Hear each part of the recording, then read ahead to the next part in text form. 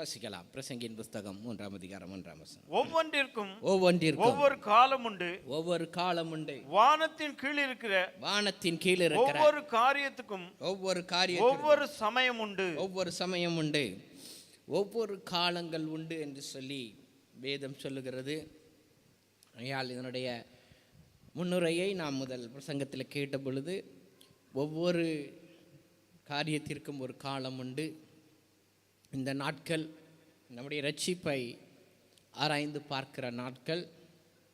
நம்முடைய இரட்சிப்பிற்காக விலைக்கிரயம் செலுத்தின ஆண்டவராகிய இயேசு கிறிஸ்துவினுடைய பாடுகளையும் அவருடைய மரணத்தையும் அவருடைய உயிர்த்தெழுதலையும் தியானிக்கின்ற நாட்கள் இந்த நாட்கள். இயேசு கிறிஸ்துவின் வாழ்க்கை கடைசி காலங்கள் நெருங்கின பொழுது பிதாவின் சித்தத்தை நிறைவேற்றுகின்ற நேரம் வந்த பொழுது, அதற்கு முன்பாக ஏராளமான அற்புதங்களையும் அடையாளங்களையும் பார்க்கிறோம். குருடர்கள் பார்க்கிறார்கள், செவிடர்கள் கேட்கிறார்கள், முடவர்கள் நடக்கிறார்கள் என்று தரித்திரர்களுக்கு சுவிசேஷம் பிரசங்கிக்கப்படுகிறது. That's one part. அதை ஏராளமாய் திருச்சபை பயிற்சி செய்து விட்டது. Exercising lot in that, nothing wrong in that. But the second part is very important, which is related to your salvation. ரெண்டாவது பகுதி மிகவும் முக்கியமானது. அது நம்முடைய இரட்சிப்போடு கூட கலந்தது, நம்முடைய அழைப்போடு கூட கலந்தது. அவர் நமக்கு இரத்தம் சிந்தி நம்முடைய பாவங்கள் கழுவப்பட்டு நாம் நீதிமான்களாக்கப்பட்டபடியினால் தேவனிடத்தில் சேருகிற சிலாக்கியத்தை நாம் பெற்றிருக்கிறோம். ஆகையால் தான் முடவனாயிருந்த ஒருவனை இயேசுவினிடத்தில் கொண்டு வந்த பொழுது அவன் குணமாகினது ஆண்டவருக்கு பெரிதாக தெரியவில்லை. ஆனால் அவனுடைய பாவங்கள் மன்னிக்கப்பட்டது என்பது ஆண்டவருக்கு பெரிதான காரியமாக தெரிந்ததை ஆண்டவர் உன் பாவங்கள் மன்னிக்கப்பட்டது, எழுந்து போ என்று சொன்ன காரியத்தை நம் வேதத்திலே தியானிக்கிறோம். ஆகையால் இந்த ரெண்டாவது பகுதி மிகவும் முக்கியமான ஒரு பகுதி. How much weightage we are giving for this kind of scriptures? இந்த வேத வசனங்களுக்கு எப்படிப்பட்ட மதிப்பீடுகளை நாம் கொடுக்கிறோம் என்று சொன்னால், நான் தைரியமாக சொல்லுவேன், it's a very few percentage giving more value for this kind of words.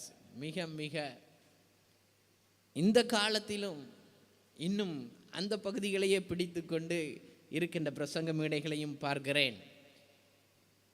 ஆகையால் இந்த பிரசங்கங்கள் இரட்சிப்புக்கு ஏதுவானவைகள். இந்த நாட்களில் நம்முடைய இரட்சிப்பை ஆராய்ந்து பார்க்க வேண்டிய நாட்கள். அழைப்பிலே எங்கே நிற்கிறோம் என்று ஆராய்ந்து பார்க்க வேண்டிய நாட்கள். காலம் நிறைவேறின பொழுது இயேசு ஆண்டவர் பிதாவின் சித்தத்தின்படியே எருசலேமுக்கு நேராக தன்னுடைய கவனத்தை திருப்புகிறார். ஏனென்றால் இன்றைக்கும் பேசப்படுகின்ற மைய பொருள் எருசலேம். வருங்காலங்களிலும் நாம் அனுபவிக்கப் போகின்றது எருசலேம். பரம எருசலேமே பரலோகம் விட்டு இறங்குதே. அதுதான் நம்முடைய நம்பிக்கை அண்ட் விசுவாசம். ஆனால் அந்த எருசலேம் எப்பொழுது முக்கியத்துவப்படுத்தப்படுகிறது? தேவனுடைய ஆலயம் கட்டப்பட்டு பிரதிஷ்டை செய்த நாட்களிலே அந்த மகிமை இழந்து போய் இடிக்கப்பட்டது. ஆனால் கிறிஸ்து எருசலேமுக்கு நேராக செல்லுகின்ற காலங்கள் மிக முக்கியமாக சரித்திரத்திலே இடம்பெற்ற நாட்கள். வாசிக்கலாம். லூக்கா எழுதின சுவிசேஷம், லூக்கா எழுதின காஸ்பல் ஆஃப் லூக் 9ஆம் அதிகாரம் 51ஆம் வசனத்திலிருந்தே வாசிப்போம். பின்பு அவர் எடுத்துக்கொள்ளப்படும் நாட்கள் சமீபித்த போது அவர் எருசலேமுக்கு போக தமது முகத்தை திருப்பி தமக்கு முன்னாக தூதர்களை அனுப்பினார். தமக்கு முன்பாக நம்முடைய தூதர்களை அனுப்பினார். அவர்கள் போய் running out of the time, so forgive me, we'll read the scripture later. But I will cover it. தம்முடைய முகத்தை எருசலேமுக்கு நேராக திருப்பினார். அவர் எடுத்துக்கொள்ளப்படுகிற நாட்கள் வந்த பொழுது, இதுவரைக்கும் இயேசு எருசலேமுக்கு சென்றிருக்கிறார். எருசலேமிலே பண்டிகைக்கு சென்றிருக்கிறார். அநேக முறை அவரை கைப்பற்றும்படியாக நினைத்த பொழுது அங்கே இருந்து அவர் சென்று விட்டார் என்று நாம் வேதத்திலே வாசிக்கிறோம். But when the time approach, இப்பொழுது காலம் நிறைவேறின பொழுது அவர் எருசலேமுக்கு செல்லுகிறது. தீர்க்கதரிசிகள் எழுதப்பட்டபடி இப்பொழுது இந்த பிரயாணம் அமைகிறது. ஆண்டவராகிய இயேசு கிறிஸ்துவினுடைய பிறப்பு முழுக்க முழுக்க தீர்க்கதரிசிகள் சொன்னதை போலவே நிறைவேறினது. அதேபோல் இப்பொழுது அவருடைய சிலுவை பாடுகளும் இப்பொழுது அவருடைய மரணமும் அவருடைய உயிர்த்தெழுதலும் தீர்க்கதரிசிகள் சொன்னபடியே நிறைவேறும் காலம். It's a time. அந்த காலம் வந்த பொழுது ஆயத்தம் பண்ணும்படி அவர்களை அனுப்பினார். Is getting prepare for that call. ஏனென்றால் it is a time of suffering. இந்த காலம், இப்பொழுது இருக்கின்ற காலம், இது பாடுகளின் காலம் என்பதை அறிந்தவராய் ஆண்டவராகிய இயேசு கிறிஸ்து அதற்காக ஆயத்தம் பண்ணப்படுகிறார்.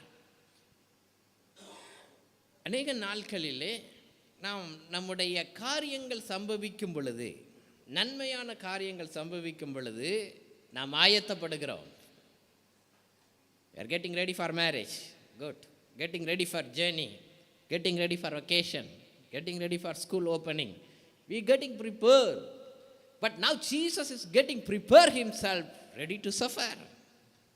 Ready to suffer. That is, இது மிகவும் ஒரு கடினமான ஒரு பகுதி. அதனால தான் இந்த பகுதி எல்லாருக்கும் பிடிக்காத ஒரு பகுதி. கடினமான பகுதி. You know what will happen in Jerusalem. எருசலேமில் என்னை காட்டி கொடுப்பார்கள், மனுஷகுமாரன் பாவிகளுடைய கைகளிலே ஒப்பு கொடுக்கப்படுவார், பாடுகள் பட்டு சிலுவையில் அறையுண்டு மரித்து அடக்கம் பண்ணப்படுவார். எந்த காலத்திற்கு நேராக? அந்த காலத்திற்கு நேராக இப்பொழுது ஆண்டவர் ஆயத்தப்படுகிறார். வாழ்க்கையில் எல்லாமே நன்றாக இருந்து விடாது. Sometime we have to prepare for ourselves to go through the tough time. நெருக்கடியான சூழ்நிலைகளை கடந்து செல்வதற்கு நாம் ஆயத்தப்பட வேண்டும். இயேசு ஆயத்தப்படுகிறார். அது அங்கே பிதாவாலே வெளிப்படுத்தப்பட்டது. வாசிக்கலாம் இப்போ லூக் சாப்டர் 9 30-31 30-31. அன்றியும் மோசே எலியா என்னும் இரண்டு பேரும் என்ற இரண்டு பேரும் மகிமையோட காணப்பட்டு அவருடனே சம்பாஷணை பண்ணி அவர் எருசலேமிலே நிறைவேற்ற போகிற அவருடைய மரணத்தை குறித்து பேசிக் கொண்டிருந்தார்கள். Here is the place. There are two servant of God who had realized the rapture. எடுத்துக்கொள்ளப்படுதலை ருசி பார்த்த ரெண்டு பரிசுத்தவான்கள் இப்பொழுது மறுரூபமலையிலே நாம் பார்க்கிறோம். எடுத்துக்கொள்ளப்பட்ட ரெண்டு பேர் இப்பொழுது பரத்திலிருந்து இறங்கி வந்திருக்கிறார்கள் இயேசுவோடு கூட சம்பாஷணை செய்வதற்கு. அங்கே வாட் இஸ் த டிஸ்கஷன்? எலியாவும் இயேசுவும் மோசேயும் பேசிக்கொண்டது என்ன? It's not about building the temple. பெரிய தேவாலயத்தை பற்றி அல்ல. இயேசு நிறைவேற்ற போகின்ற பாடுகள், இயேசு நிறைவேற்ற போகின்ற மரணங்கள். நல்ல கவனிங்க, கொஞ்சம் இந்த சம்பாஷணையை யோசித்து பாருங்கள். மோசே சொல்லியிருப்பார், அப்பா நான் 40 வருடம் பாடுபட்டேன், 40 வருடம் பாடுபட்டேன். லாஸ்ட்டில் மலையில் கொண்டு போய் என்னை காணான காமிச்சாரை தவிர என்ன செஞ்சுட்டு போகல, என்ன உள்ளே கூட்டு போகல. அதுக்கப்புறம் இந்த ஜனங்கள் பிரயாணம் பண்ணி முன்னாடி போயிட்டாங்க, என்ன ஆண்டவர் என்ன செஞ்சிட்டாரு, கொண்டுட்டு போயிருப்பாருன்னு மோசே சொல்லியிருப்பார். எலியா கேட்டால் சொல்லியிருப்பார், ஆகாப்பு ராஜா என்னை கொண்ட உடனே தேடின நாளெல்லாம் ஆண்டவர் என்ன செஞ்சிட்டாரு, என்ன பாதுகாத்துட்டாரு.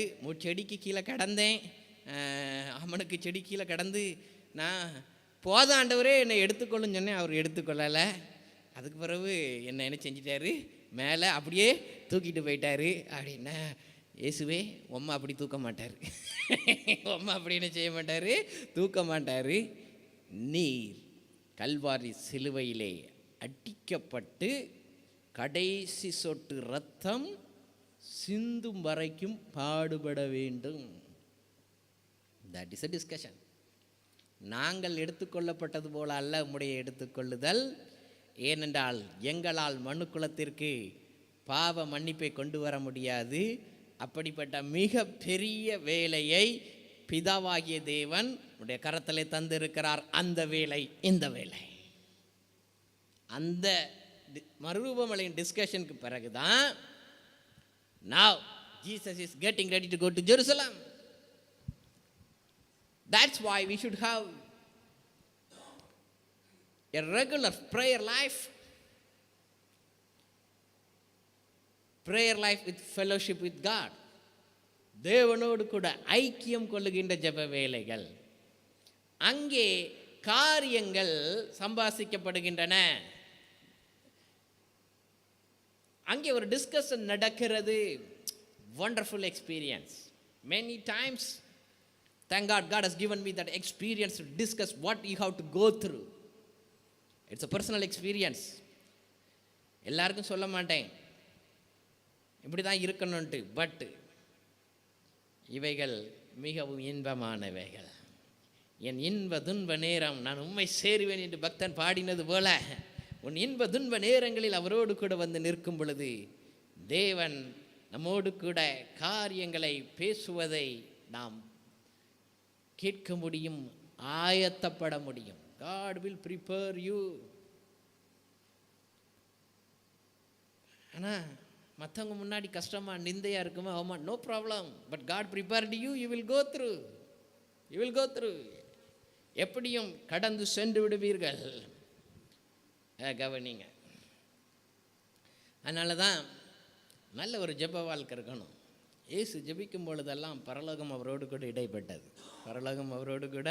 இடைப்பட்டது. இன்றைக்கும் இயேசுவின் நாமத்தில் நாம் ஜெபிக்கும் பொழுது ஆண்டவர் நம்மோடு கூட இடைப்பட்டால் தான் அந்த ஜெப வாழ்க்கை நல்லா இருக்கும், கண்டினியூஸாக இருக்கும். அப்போ தான் அது இனிமையாக இருக்கும். அப்போ தான் அது என்ன செய்யும், இனிமையாக இருக்கும்.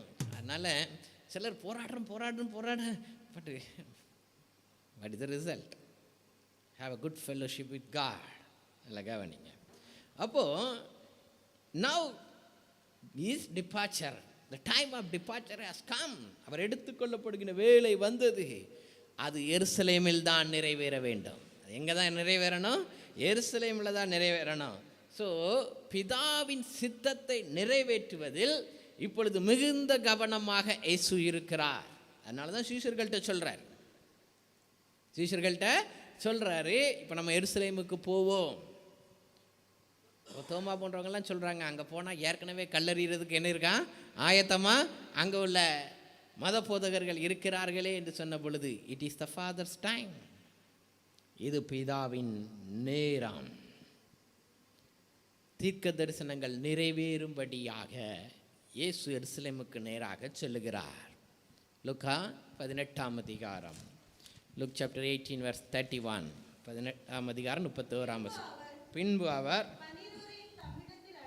அழைத்து, இதோ we'll go to Jerusalem, எருசலேமுக்கு போகிறோம்.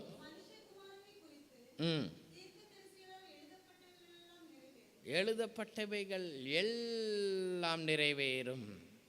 So very careful about the word of God. பாடுபட போகிறேன், மரிக்க போகிறேன் அல்ல. ஆண்டவர் சொன்னாரு, தீர்க்கதரிசிகள் சொன்ன வார்த்தைகள் எல்லாம் நிறைவேறும். God is so careful that all the word of God will fulfill. நல்ல கவனிங்க. இந்த உலகம் இப்பொழுது இந்த வேதம் சொன்ன காலங்களுக்கு நேராக சென்று கொண்டு இருக்கிறது. That's why I speak last week in online. இவைகள் சம்பவிக்க வேண்டியவைகளே. சபைக்கு இந்த நாட்களிலே எடுத்துக்காட்ட வேண்டிய இந்த வேதத்தில் எழுதப்பட்டவைகள் அத்தனையும் உண்மை என்று சொல்ல வேண்டிய காலம், உணர்வில்லாதவர்களை உணர்வடைய செய்கின்ற காலம் இந்த காலம். ஏதோ மற்ற மார்க்கங்களை மீறி பாரம்பரிய மார்க்கம் அல்ல கிறிஸ்தவம்.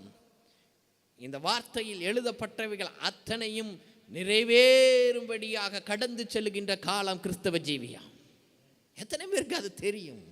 எத்தனை பேருக்கு தெரியும் இந்த காரியங்கள் நடக்கும் என்பது? அதனால தான் சொன்னேன், 5 வருடங்களுக்கு முன்பாக கொள்ளை நோய் வந்து முழு தேசங்களையும் மூடி போட்டு ஒரு ஆண்டவர் சொன்ன வார்த்தை சொல்லுகிறது, கடைசி நாட்களிலே கொள்ளை நோய்கள் வரும். Now after 5 years gap, இப்பொழுது ஆண்டவர் முழு உலகத்தோடும் கூட இடைபடுகிறார். யுத்தங்களின் செய்திகளையும் கேள்விப்படுவீர்கள், ஆனாலும் முடிவு வராது. இவைகள் எல்லாம் ஆரம்பம். ஆண்டவர் கடைசி நாட்களிலே தம்முடைய சபையை குறித்து கரிசனை உள்ளவராய் இருக்கிறார். ஏனென்றால் சபையை எடுத்துக்கொள்ளும்படியாகத்தான் மணவாளனாகிய கிறிஸ்து வருகிறார். மணவாட்டி சபையை எடுத்துக்கொள்ளும்படியாக மணவாளன் கிறிஸ்து வருகிறார். இப்பவும் இந்த மணவாட்டியை சம்பாதிக்கிறதுக்காகத்தான் எங்க போறாரு? Is going to Jerusalem. காரியங்கள் வேத வார்த்தைகளில் எழுதப்பட்டபடியே நிறைவேற வேண்டும். ஏனோ தானோன்னு நிறைவேறக்கூடாது. வேதத்தில் எழுதப்பட்டபடியே, தீர்க்கதரிசிகள் சொன்னபடியே என்ன செய்யணும்? நிறைவேறணும். இந்த உலகத்தின் முடிவும் வேதத்தில் எழுதப்பட்டபடியே இருக்கும். ஏனென்றால் கிறிஸ்துவின் பிறப்பு வேதத்தில் எழுதப்பட்டபடியே இருந்தது, கிறிஸ்துவின் மரணம் வேதத்தில் எழுதப்பட்டபடியே இருந்தது, கிறிஸ்துவின் உயிர்த்தெழுதல் வேதத்தில் எழுதப்பட்டபடியே இருந்தது, கிறிஸ்து எடுத்துக்கொள்ளப்படுதலும் வேதத்தில் எழுதப்பட்டபடியே இருந்தது. பெந்தேகோஸ்தே என்கிற நாளும் யோவேல் தீர்க்கதரிசி சொன்னபடியே, மாம்சமான யாவர் மேலும் என் ஆவியை ஊற்றுவேன் என்று சொன்ன வார்த்தையின்படியே இருந்தது. முடிவும் வார்த்தையின்படியே இருக்கும். அதனால் தான் திருச்சபை இன்றைக்கு வார்த்தையை அதிகமாய் தியானிக்கும்படியாக, எல்லாவற்றிற்கும் மேலாக தம்முடைய வார்த்தையை மகிமைப்படுத்தினார் என்ற வார்த்தையை தியானிக்கும்படியாக அழைக்கப்படுகிறது. வேதத்தில் சொல்லப்பட்ட அத்தனையும் அப்படியே நிறைவேறும். Jesus was very careful to fulfill everything according to the word of God. நம்முடைய வாழ்க்கையில் பல காரியங்களை நடத்துகிறோம். நல்ல காரியங்கள் உண்டு, குடும்ப காரியங்கள் உண்டு. அத்தனையும் வேதத்தின்படி வடிவமைக்கிறோமா? எல்லாம் கவனிங்க. என்கிட்ட வந்து ஜோம் பண்ணுவாங்க, ஜோம் பண்ண வருவாங்க. வீடு கட்டிகிட்டு இருக்கோம், ஜோம் பண்ணுங்க பாஸ்டர் அப்படிம்பாங்க. Okay good. கர்த்தர் வீட்டை கட்டாராயில் கட்டுகிறவனின் பிரயாசம் விருதா. ஓகே, கடன் இருக்குது, கடன் வாங்கி தான் வீடு கட்ட முடியும். வீடு கட்டுறவனும் கல்யாணம் பண்ணுறவனும் கடன் வாங்காமல் முடியாதுன்னு அன்றைக்கே சொல்லி வச்சுட்டாங்க. அனுபவத்தில், வேதத்தில் இருந்த மாதிரி எனக்கு தெரியல, பட் அனுபவத்தில் என்ன செஞ்சிட்டாங்க. நானும் அனுபவித்தேன். 2 சிஸ்டர் கல்யாணம், என் கல்யாணம் எல்லாத்தையும் பார்த்துருக்குறோம். ஓகே, ஏதோ ஒரு சில இடத்துல கடன் வருது, இல்லைன்னு சொல்கிறதுக்கு இல்லை. ஓகே, பட் அந்த காரியங்கள் நடக்கும்போதெல்லாம் கர்த்தருடைய வார்த்தை மகிமைப்படுத்தப்படுகிறதோ. ஒரு போதகர் என்ற ரொம்ப துக்கமாக சொன்னார். சபைக்கு வந்துட்டாங்க, சபைக்கு வராங்க, திருமண நாட்கள் வந்துச்சு, போய் திருமணம் நடத்தினேன். திருமணம் நடத்திட்டு மறுபடியும் அவங்களுடைய ரிசப்ஷனுக்கு அவங்க வீட்டுக்கு போனேன். நான் ஜெபம் பண்ணி முடித்தது தான் சினிமா பாட்டை போட்டு ஆட ஆரம்பிச்சிட்டானுவேன். அவர் சொன்னார், எதுக்குடா ஆண்டவரே இவங்களுக்கெல்லாம் கல்யாணம் முடிச்சு வச்சேன்னு நினச்சேன். கத்தி எடுத்து குத்தன மாதிரி இருந்த brother.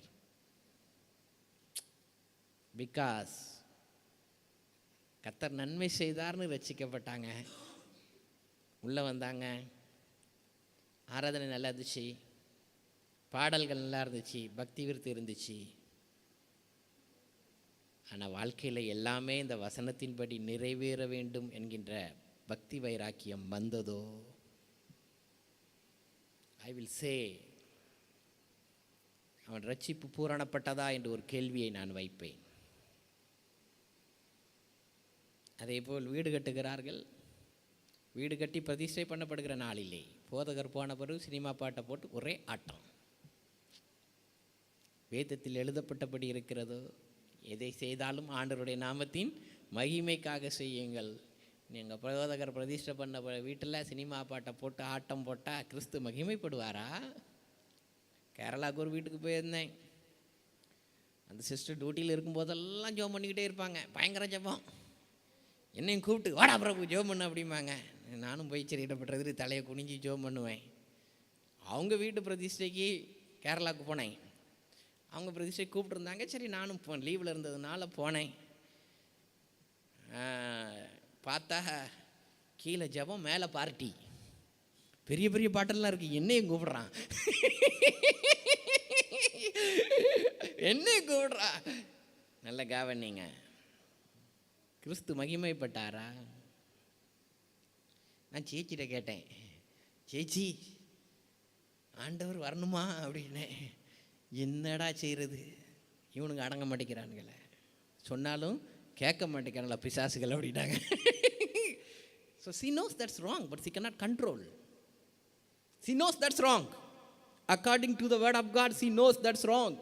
According to her prayer, she knows that's wrong, but she cannot hold the control. அதனால தான் யோசுவா சொன்னா, நானும் என் வீட்டாருமோ வென்றால் கர்த்தரையே சேவிப்போம். நல்ல கவனிங்க, ரெண்டு பேரும் சேர்ந்து நிக்கல, பிசாசு ஈஸியா வந்துடும் உள்ள. நானும் என் வீட்டாருமோ வென்றால் கர்த்தரையே சேவிப்போம். நீயும் சேவிப்பாயா?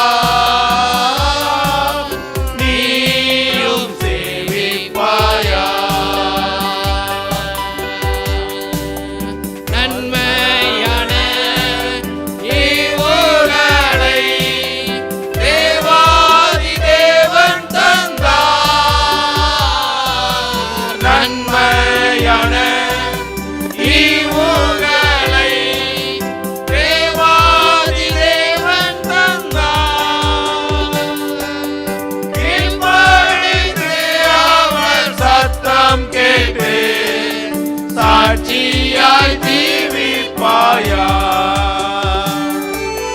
கீழ்ப்படிந்து அவர் சத்தம் கேட்டு சாட்சியாய் ஜீவிப்பாயா? நானும் என் வீட்டாருமோ வென்றால் கர்த்தரையே சேவிப்போம். நீயும் சேவிப்பாயா?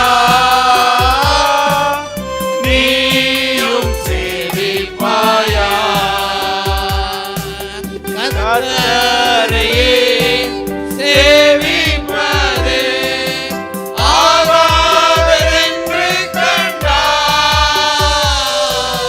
கர்த்தரையே நீ சேவிப்பது ஆகாதென்று கண்டார். யாரை நீ சேவிப்பாய் என்பதை இன்றே தீர்மானம் செய்வார். யாரை நீ சேவிப்பாய் என்பதை இன்றே தீர்மானம் செய்வார். நானும் என் வீட்டாருமோ வென்றால் கர்த்தரையே சேவிப்போம். நீயும் சேவிப்பாயா? நீயும் சேவிப்பாயா? காரியங்கள் வசனத்தின்படி சம்பவித்தால்தான் அது ஜெயமுள்ளதாக இருக்கும். கிறிஸ்து எருசலேமிற்கு நேராக செல்லுகின்ற இந்த பவனி, இந்த பயணம் வேதத்தில் எழுதின தீர்க்க தரிசனப்படியே இருந்தபடியினால் அவர் முழு மனு குலத்திற்கும் ரட்சிப்பை உண்டாக்க முடிந்தது. நம்முடைய வாழ்க்கையும் வேதத்தில் எழுதப்பட்ட வேத வார்த்தையை அடிப்படையாக கொண்டு அமையுமே ஆனால் நாமும் அவரோடு கூட ஜெயம் கொண்டு சிங்காசனத்தில் உட்காரலாம். நம்முடைய ரட்சிப்பும் பூரணப்படும். Honor the word of God. கர்த்தருடைய வசனத்தை கனம் பண்ணுங்கள். ஏனென்றால் this journey, இந்த பயணம் பாடுகள் நிறைந்தது. இப்பொழுது அவர் எருசலேமுக்கு செல்லுகிற பயணம் பரியாசங்கள் நிறைந்தது, நிந்தைகள் நிறைந்தது, அவமானங்கள் நிறைந்தது, சிலுவை மரணத்தை உள்ளடக்கியது, அவருடைய உயிர்த்தெழுதலை உள்ளடக்கியது. That's all the plan of Father. பிதாவினுடைய பூரண சித்தம். அவர் பாடுகள் பட வேண்டும், பரியாசம் அடைய வேண்டும், நிந்தைகளை அனுபவிக்க வேண்டும், அவமானங்கள் அவரை சூழ்ந்து கொள்ளும், சிலுவையில் மரிக்கப் போகிறார். Every step is well perfectly planned by God. எல்லாமே பிதாவினால் திட்டமிடப்பட்டிருந்தது. There's a stage you are going through struggle. Yes, you have to go through, my brothers and sisters. In the history, there is no servant of God without struggle. சரித்திரம் முழுவதையும், திருச்சபையின் சரித்திரம் அத்தனையும் எடுத்து பாருங்கள். தேவனுக்காய் வாழ வேண்டும் என்று நினைத்த அத்தனை பரிசுத்தவான்களும் பாடுகளின் வழியாகவே கடந்து சென்றிருக்கிறார்கள். ஆனால் சரித்திரங்களை உண்டாக்கி இருக்கிறார்கள். ஆயிரக்கணக்கான ஆத்துமாக்களை அவிகின்ற அக்கினியிலிருந்து பரலோகத்திற்கு நேராக சேர்த்திருக்கிறார்கள். இயேசுவினுடைய இப்பொழுது எருசலேமுக்கு நேராக திரும்பினதும் அத்தனையும் உள்ளடக்கியது. அதைத்தான் தன்னுடைய சீஷர்களுக்கு அவர் வெளிப்படுத்துகிறார். So he fulfilled everything exactly written by the prophets. தீர்க்கதரிசிகளால் அவரை குறித்து சொன்னபடியே காரியங்கள் அத்தனையும் நிறைவேறியது. அனைத்து காரியங்களையும் அவர் நிறைவேற்றினார். தீர்க்க தரிசனங்கள் அத்தனையும் பூரணமாய் நிறைவேற்றினார். அதற்கு பின்னரே அதற்கு பின்னரே தம்முடைய ஆவியை பிதாவின் கையில் ஒப்பு கொடுத்தார் என்பதை நாம் பார்க்கிறோம். Lesson for us. நாம் கேட்க வேண்டிய சத்தியம், நாம் நிறைவேற்ற வேண்டிய ஆண்டவரின் உன்னதமான வேலைகள் ஒவ்வொரு வாழ்க்கையிலும் உண்டு. கிறிஸ்துவின் சரீரத்தில் வேலை இல்லாத சரீரம் அவயம் என்று ஒன்று இல்லை. அத்தனைக்கும் வேலை உண்டு. அழைக்கப்பட்ட ஒவ்வொருவரும் நிறைவேற்ற வேண்டிய வேலை ஒன்று. அதற்காகவே நம்மை பிரித்தெடுத்தார். நம்மை பிரித்தெடுத்து அவருடைய வசனத்தின் வெளிச்சத்தை தந்து ரட்சிப்பின் சந்தோஷத்தை தந்ததற்கு காரணம் நாம் நிறைவேற்ற வேண்டிய வேலை ஒன்று. So many we capture that. நிறைய பேர் அதை பிடிச்சிட்டோம். நமக்குன்னு ஆண்டவர் ஒரு ஓட்டத்தை வச்சுருக்காரு, அதை ஓடணும்னு வச்சுட்டோம். பட் இதில் ரொம்ப முக்கியம், இயேசுவை போல பொறுமையாக ஓடணும். இதுக்கு முன்னாடிலாம் எருசலேமுக்கு போனார், திரும்ப வந்துட்டார். ஏனால் அது காலம் அல்ல, ஆனால் இதுவோ காலம். ரொம்ப பொறுமையாக ஓடணும். இந்த அழைப்பில் ரொம்ப பொறுமை வேணும். ஏன்னா மேலே இருக்கிற அத்தனையும் நமக்கும் வரும். பாடுகள் வரும், பரியாசங்கள் வரும், நிந்தனைகள் வரும். பலருக்கு அப்படி இப்படி கொஸ்டின் கேட்கும்போது கஷ்டமாக தான் இருக்கும். இவைகள் எல்லாம் இயேசுவை போல சிலுவையின் மரண பரியந்தம் பொறுமையாக இருக்கணும். எப்படி இருக்கணும்? பொறுமையாக இருக்கணும். அதுக்கு தான் அழைக்கப்பட்டிருக்கோம். பொறுமையாக இருந்தால் தான் தேவ சித்தத்தை என்ன செய்ய முடியும்? நிறைவேற்ற முடியும். இயேசு சீஷர்கள் சொன்னாங்க, போக வேண்டாம். எங்கே போக வேண்டாம்? போக வேண்டாம் சொன்னார். போகணும். போய் தான் என்ன செய்யணும்? ஆகணும். போய் மேல் வீட்டறையை ஆயத்தம் பண்ணுங்கன்னாரு. ஆகையால் இதில் ரொம்ப பொறுமையாக ஓடினா நிச்சயமாக ஓடிடலாம். பொறுமையை எங்கே இழக்கிறோமோ அங்கே போச்சு. பொறுமையாக இருந்தால் குடும்பம் நல்லா இருக்கும், சத்துரு உள்ளே வராது. நம்ம பொறுமை போச்சுன்னா பிசாசுக்கு அடுத்த கதவை ஓப்பன் பண்ணிட்டோன்னு அர்த்தம். அழகாக உள்ளே வந்துடுவான். அழகாக என்ன செஞ்சிருவான்? உள்ளே வந்துடுவான். இந்த நாட்களில் நம்ம பொறுமையை கொஞ்சம் சோதித்து பார்ப்போம். பொறுமையாக இருக்கிறோமா? அழகாகவே நீங்கள் டெய்லி ஜெபம் பண்ணுறோம், டெய்லி பொறுமையாக இருக்கிறோமா? இதை தான் அந்த நாட்களில் ஆராய்ந்து பார்க்கணும். ஆண்டவரே, என் பொறுமையின் லெவலை இன்னும் கொஞ்சம் மேலே தூக்குங்க. என் பொறுமையின் லெவலை இன்னும் கொஞ்சம் மேலே தூக்குங்க. ஒரு காலத்தில் கொஞ்சம் கணக்கு போட்டு பார்த்தீங்கன்னா, நீங்கள் பொறுமையாக இருந்த காலங்கள் எல்லாம் நீங்கள் ஜெயம் பெற்ற காலங்களாக இருக்கும். Even now sit and calculate. எங்கெல்லாம் பொறுமையாக இருந்தீங்களோ அங்கெல்லாம் நீங்கள் ஜெயம் பெற்றிருப்பீங்க. எங்கெல்லாம் பொறுமையாக இழந்தீங்களோ அங்கெல்லாம் அவமானங்களை சந்தித்திருப்பீர்கள். அதனால் கொஞ்சம் பொறுமையாக இருந்தால் இந்த ஓட்டத்தில் அழகாக ஓடலாம். பரம அழைப்பின் பந்தய பொருளுக்காய் நான் லக்கை நோக்கி ஓடுகிறேன். பரம அழைப்பின் பந்தய பொருளுக்காய் நான் லக்கை நோக்கி ஓடுகிறேன். ஓடுகிறேன், நான் ஓடுகிறேன். இயேசுவுக்காய் நான் ஓடுகிறேன். ஓடுகிறேன், நான் ஓடுகிறேன். என் இயேசுவுக்காய் நான் ஓடுகிறேன்.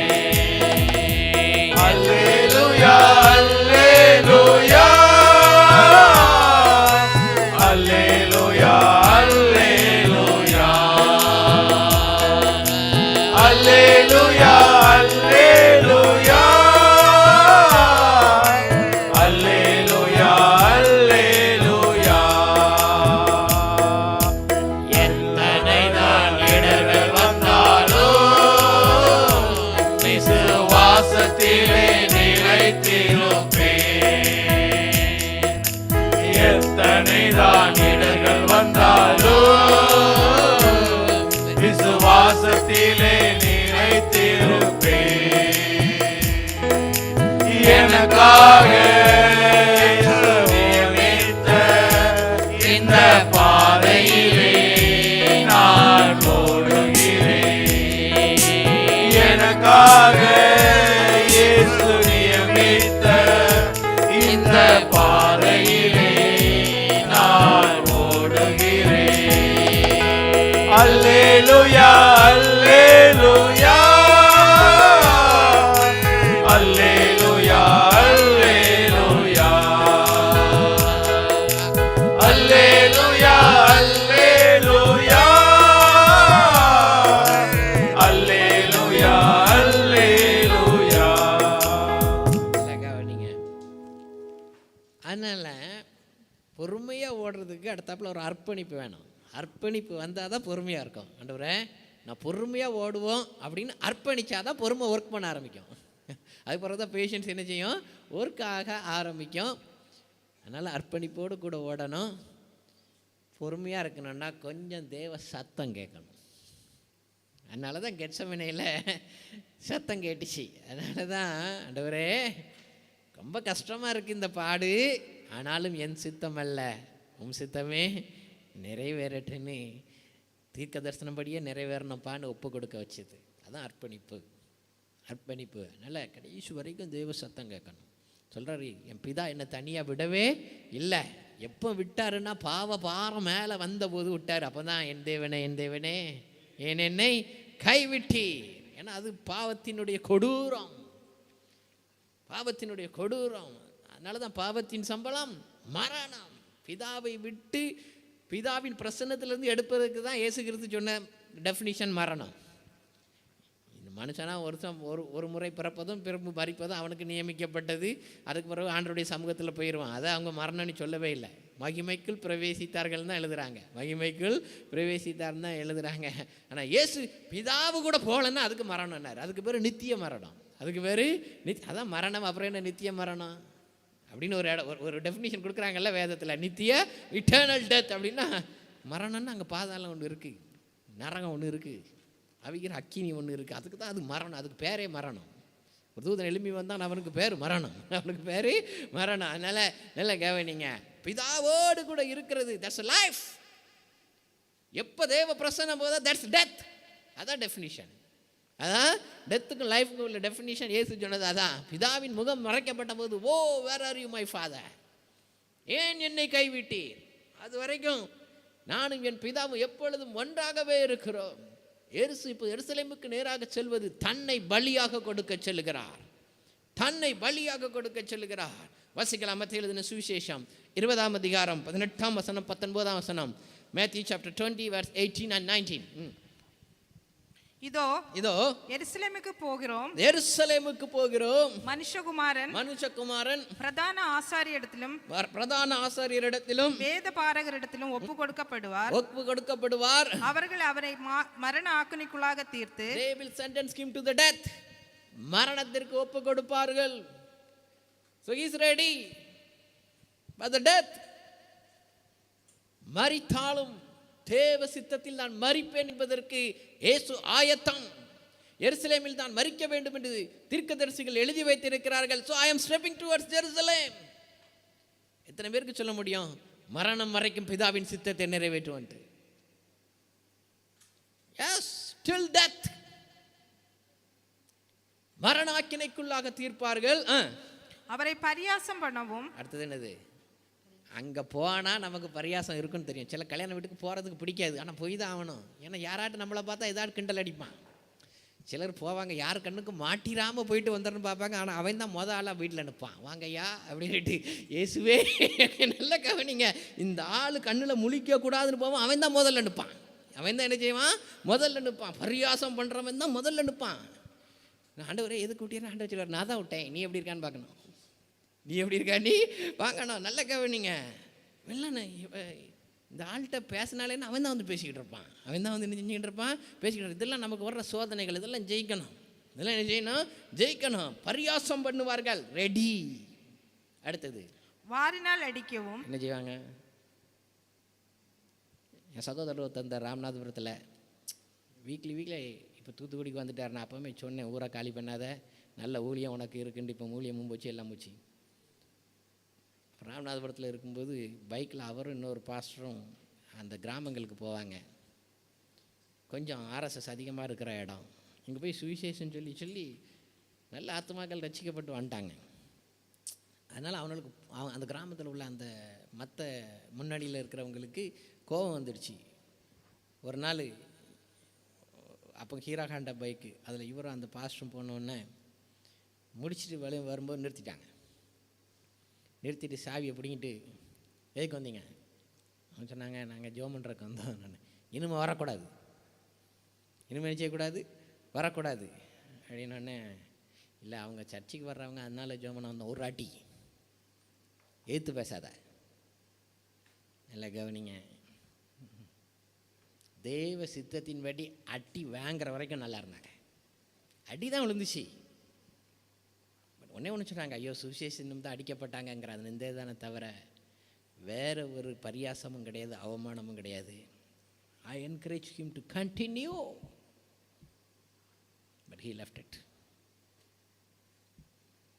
When I was in Karnataka, because I share the gospel, சுவிசேஷத்தை சொல்லி 1-2 ஸ்டூடெண்ட்ஸ் சர்ச்சுக்கு வந்ததுனால இங்கே விட அங்கே ரொம்ப அது கொடூரமாக இருக்கும்.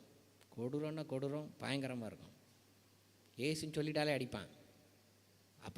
அப்போ காங்கிரஸ் ஆட்சி தான். இப்போனா அதை விட கொடூரமாக இருக்கும். அதுக்காக அடி வாங்கினோம். But it's okay.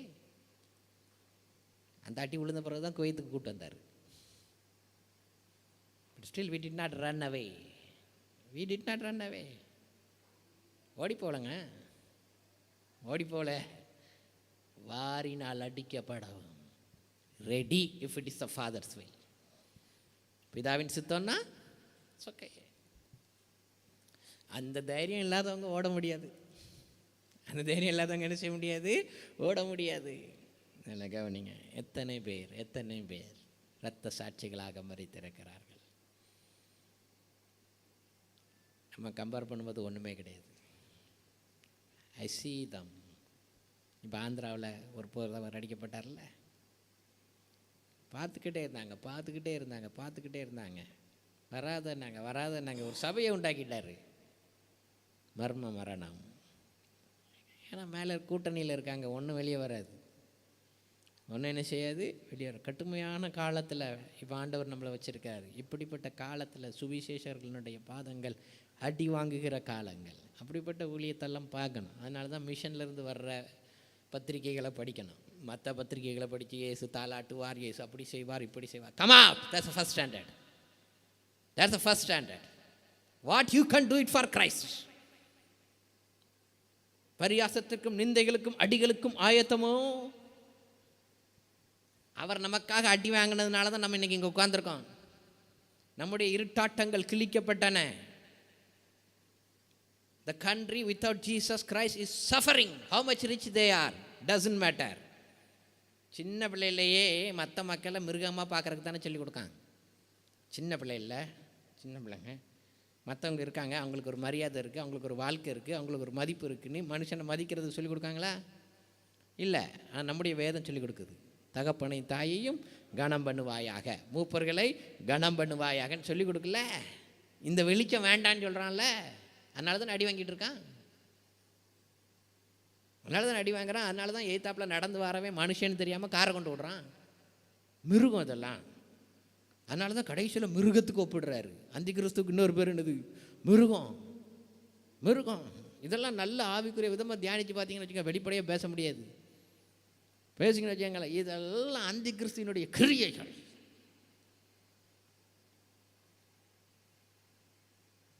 இதுக்கும் கிறிஸ்துவின் திருச்சபைக்கும் தான் கடைசி காலத்தில் பெரிய யுத்தம் இருக்கும். கிறிஸ்துவுக்கும் அந்தி கிறிஸ்துவுக்கும் தான் என்ன செய்யிருக்கோம்? மிகப்பெரிய யுத்தம் கடைசி நாளில் இருக்கும். அருள்மகிதம் ஒன்று நடக்காது. மத்திய கிழக்கு எல்லாம் யுத்தக்களமாக மாறிடும். அருள்மகிதான் வரும் பொழுது சாலை ஒன்று பெரிதாய் உண்டாயிருக்கும். ஏன்னா விமான மார்க்கெல்லாம் அடைச்சிருவாங்கல்ல, ஓடி போகிறதுக்கு சாலை வேணும்ல, போட்டுருவான், சீக்கிரம் போட்டுருவான், கடல்லையே போட்டுருவான், அதெல்லாம் போட்டுருவாங்க. இவைகள் எல்லாம் சம்பவிக்க வேண்டியதே. நம்ம பார்க்குறோமோ இல்லையோ, அவர் generation will see. So So we have to educate them. This and all will happen. This and all will happen. வாரினால் அடிக்கப்படவும், அடுத்தது சிலுவையில் அறையவும். ஒருவன் என்னை பின்பற்றி வர விரும்பினால் தன்னை வெறுத்து எதை தூக்கணும்? ஆமாம், அந்த சிலுவை தான் பாடுகள். இந்த சிலுவை தான். சிலுவை இல்லாமல் மகுடம் இல்லை, சிலுவை இல்லாமல் ரட்சிப்பு இல்லை, சிலுவை இல்லாமல் ரட்சிப்பு இல்லை. சிலுவையை தூக்காததெல்லாம் இடையில ஓடிரும். பாடு வந்தவொடனே ஓடிரும். பாடு வந்தோடனே என்ன செஞ்சிடும்? ஓடிரும். வேதத்தை 5-6 முறை படித்ததெல்லாம் ஓடி போயிட்டு. ஏன்னா சிலுவையை தூக்க சொல்லிக் கொடுக்கல, பாடு வரன்ட்டு. லெந்து காலத்துலையாட்டி சொல்லிக் கொடுத்தீங்களா? லெந்து காலத்துலையாட்டி சொல்லிக் கொடுத்தீங்களா? See, I am not preaching anything out of the word of God. I am preaching everything from the word of God. Everything. கிறிஸ்டியானிட்டினா ரொம்ப சொஃபிஸ்டிகேட்டடாக இருக்கும், ரொம்ப லக்ஸுரியஸாக இருக்கும். வேலையே இல்லாமல் இருந்த சேரையே தேய்க்கிறது. Who told that? நல்லா கவனிங்க. ஆஃப்டர் மை சர்மன் என்னோடய பிரசங்கத்தை கேட்டுட்டு போயிட்டு வீட்டில் டிஸ்கஸ் பண்ணுவாங்களாம். வீட்டில் டிஸ்கஸ் பண்ணோன்னே சொல்லுவாங்களாம், பிரதர் இன்றைக்கி எனக்கே பேசுன மாதிரி இருக்குது அப்படின்னு சொல்லுவாங்களாம். I thank God for that. At least people go back and talk about the sermon. வீட்டுக்கு போயிட்டு பிரசங்கத்தை பற்றி பேசுகிறாங்கல்ல. எத்தனை சபைகளில் என்ன பிரசங்கம் பண்ணுறான்னு கேட்டால் தெரிய மாட்டேங்கி, என்ன பிரசங்கம் பண்ணாங்கன்னு கேட்டால் என்ன செய்ய மாட்டேங்கி, தெரிய மாட்டேங்கி. பட் வீட்டுக்கு போன பிறகு பிரசங்கம் பண்ணினதை பற்றி பேசுகிறாங்கல்ல. Thank God for that. அதனால தான் ஒரு போதகனுடைய வேலை ஆசீர்வதிக்கிறதும் ஜெபம் பண்ணுறதும் இல்லை, கண்டித்து உணர்த்துறதும் அவன் வேலை. கண்டித்து உணர்த்துறதும் வேலை. இது பெரிய கிரியை செய்யும். இது குடும்பத்தை கொஞ்சம் கலக்கும், ஆனால் கிறிஸ்துவுக்குள்ள கலக்கும், ஒன்றும் பிரச்சனை கிடையாது. It's a word of God. சிலர் சொல்லுவாங்க கலங்கி தான் தெரியும், பிரச்சனையை தொடாத வரைக்கும் உள்ளதாக இருக்கும். ஒரு முள் குத்திட்டு எடுக்கணுன்னா என்ன செய்யணும்? பார்த்துக்கிட்டு முள் வெளியவா, முள் வெளியவான்னு வருமா?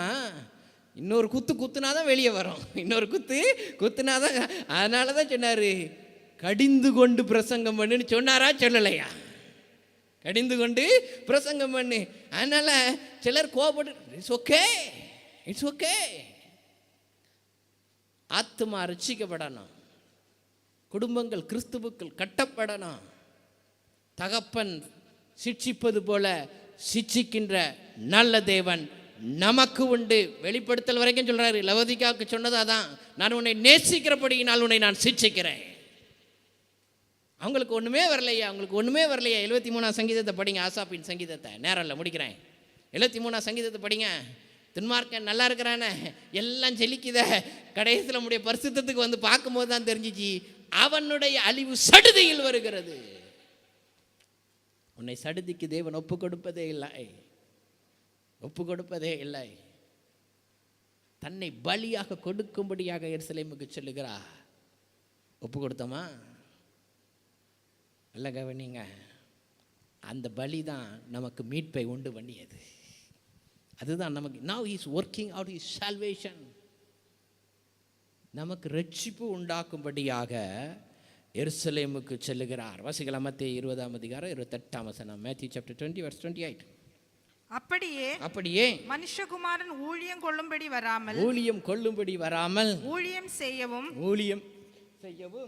அநேகரை மீட்கும் பொருளாக தம்முடைய ஜீவனை கொடுக்கவும் வந்தார் என்றார். அநேகரை மீட்கும் பொருள் அவருடைய ஜீவன்.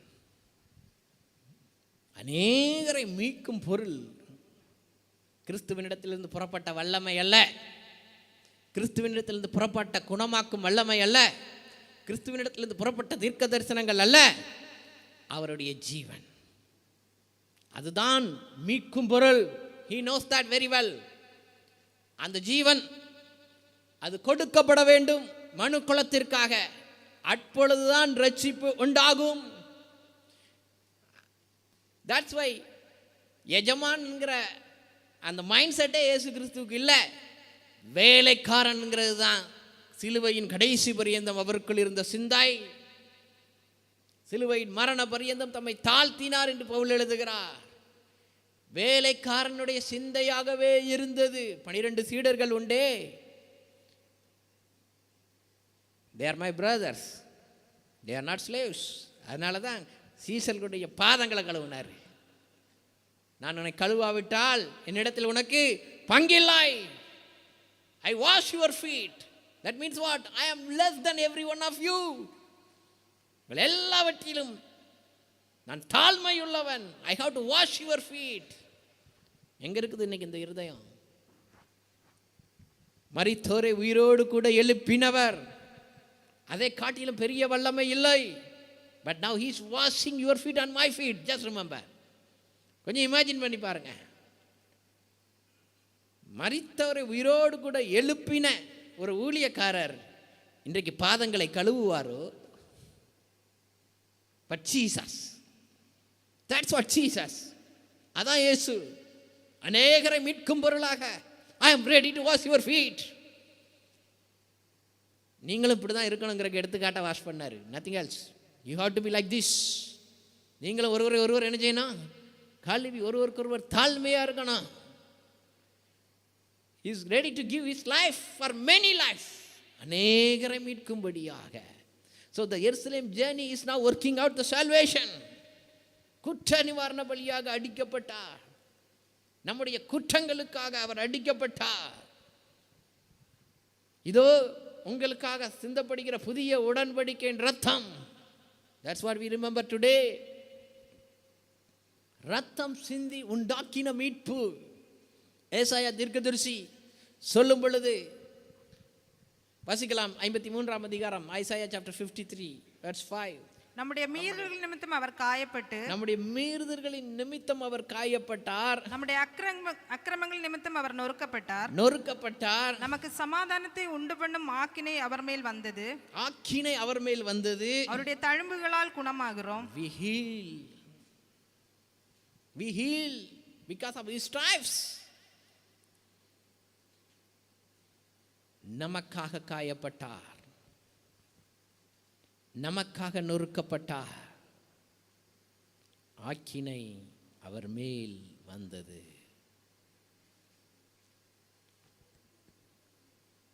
சமாதானத்தை உண்டு பண்ணுகின்ற அந்த கடமை அவர் மேல் வந்தது. There are many in the Old Testament saints. Nobody received the call like this. காயப்படும்படியாக யாரும் அழைக்கப்படவில்லை, நொறுக்கப்படும்படியாக யாரும் அழைக்கப்படவில்லை, ரத்தம் சிந்தும்படியாக யாரும் அழைக்கப்படவில்லை, ஜனங்களுக்கு சமாதானத்தை உண்டு பண்ணும்படியான ஆக்கினை யார் மேலும் விழுந்ததில்லை. Now it is the greatest commission of God on Jesus. பிதா கொடுத்த மிகப்பெரிய, this all will happen in one sacrifice. That's the body of Christ. கிறிஸ்துவின் சரீரம் அடிக்கப்பட்டால்தான் இவைகள் எல்லாம் நிறைவேறும். சேம் வே நமக்குள்ளேயும் கிறிஸ்துவின் ஆவியானவர் இருக்கார் தானே? But is your physique ready to work for him? உன்னுடைய சரீரம் அவருக்காக ஒப்புவிக்க ஆயத்தமா? அதான் இயேசுவே சொன்னார், ஆவி உற்சாகம் உள்ளது தான், ஆனால் சரீரமோ அதான் ஒத்துழைக்க மாட்டேங்கி. ஆசை இருக்குது, உற்சாகம் இருக்குது, ஆனால் இறங்கி தான் என்ன செய்ய முடியல, போக முடியல. பழைய பாடல் ஒன்று பாடுவார்கள். அது நார்த்தில் வித்தியாசமாக பாடுவாங்க, சவுத்தில் வித்தியாசமாக பாடுவாங்க. நான் ரெண்டுக்கும் நடுவில் இருக்கிறவன். நாங்கள் பியானோவே இல்லாமல் பாடுவோம் அந்த பாடலை. அதனால் என்ன ஸ்கேலுலாம் எனக்கு தெரியாது. பாடுறேன், முடிஞ்சா பிடிச்சிக்கங்க. என்னை ஜீவ பலியா ஒப்புவித்தேன், ஏற்றுக்கொள்ளும்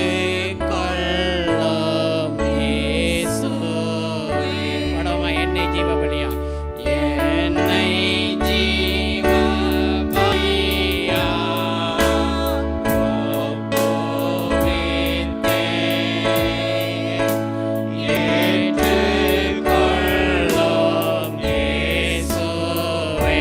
பாடுவான்.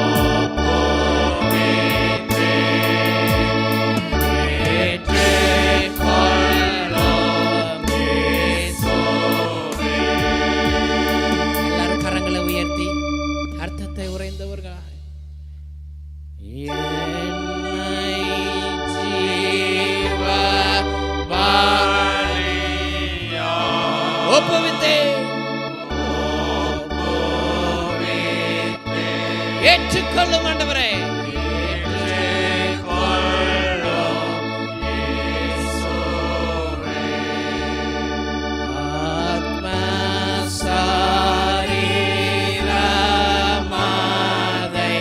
உமக்கு ஆதீனமாக்கி வைத்தேன்.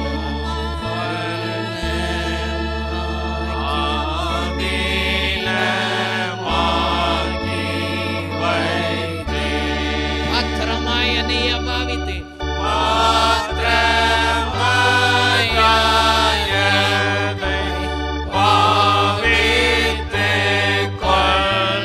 பாத்திரமாய் அதை கர்த்தர் பாவித்துக் கொள்வீராக.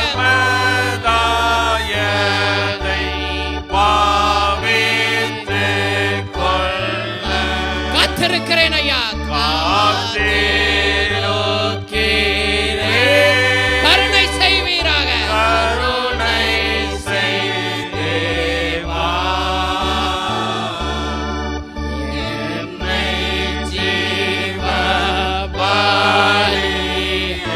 ஒப்புவித்து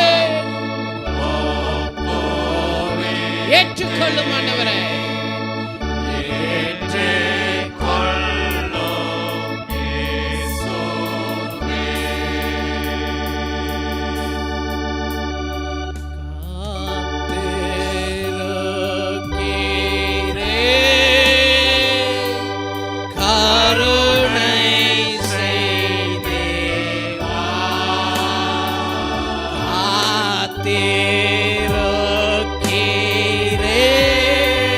கருணை செய்யும் ஐயா. கருணை செய்தேவா என்னை ஜீவ பலியாய் ஒப்புவித்து என்னை ஏற்றுக்கொள்ளும் ஆண்டவரே.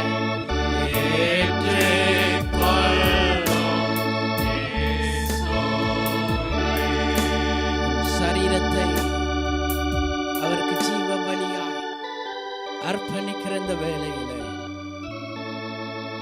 ஆசீர்வாதங்களுக்கு தடைகளாய் இருக்கின்ற காரியங்களை, தேவ சித்தத்திற்கு எதிராக இருக்கின்ற காரியங்களை உடைத்து எறிந்து அவருடைய அக்கினி உன்னை உருவாக்குவதற்கு போதுமானதாய் இருக்கிறது. இதுவரைக்கும் காரியங்கள் சம்பவிக்கவில்லை. Surrender your body for his will. உன் சரீரத்தை அவருடைய சித்தத்திற்கு நீ ஒப்பு கொடுக்கும் பொழுது கிறிஸ்துவை மரித்தோரிலிருந்து எழுப்பின அவருடைய ஆவி உன்னையும் உயிர்ப்பித்து காரியங்களை சம்பவிக்க செய்யும். காரியங்களை ஜெயமாய் மாற்றும். அர்ப்பணிக்கிற வேளையிலே தேவன் தம்முடைய பலத்த கரத்தினால் உன்னை தூக்கி எடுப்பதற்கு போதுமானவராயிருக்கிறார். நல்ல தகப்பனே, உன்னை ஜீவ பலியாய் உடைய சமூகத்தில் அர்ப்பணித்திருக்கிறோம். ஏற்றுக்கொள்ளும். உடைய சமூகத்தில் காத்திருக்கிறோம். கருணையாய் எங்களை ஆட்கொள்வீராக. வந்திருக்கின்ற ஒவ்வொருவரையும் ஆசீர்வதியும். சரீரத்தில் கர்த்தருடைய பலன் இறங்கி வரட்டும் ஆண்டவரே. பிள்ளைகள் வாஞ்சிக்கின்ற ஆசீர்வாதங்களை தாரும். தடைகள் மாறட்டும், தடைக்கற்கள் மாறட்டும் ஆண்டவரே. கிறிஸ்துவின் ஜீவனுடையவர்களாய் எழும்பி வர கர்த்தர் கிருபை தாரும். ஆசீர்வதித்து நடத்தும். இயேசுவின் மூலம் ஜெபம் கேள நல்ல பிதாவே. என் ஆத்துமாவே கர்த்தரை ஸ்தோத்தரி. என் முழு உள்ளமையுடைய பரிசுத்த நாமத்தை ஸ்தோத்தரி. என் ஆத்துமாவே கர்த்தரை ஸ்தோத்தரி. கர்த்தர் செய்த சகல உபகாரங்களை மறவாதே.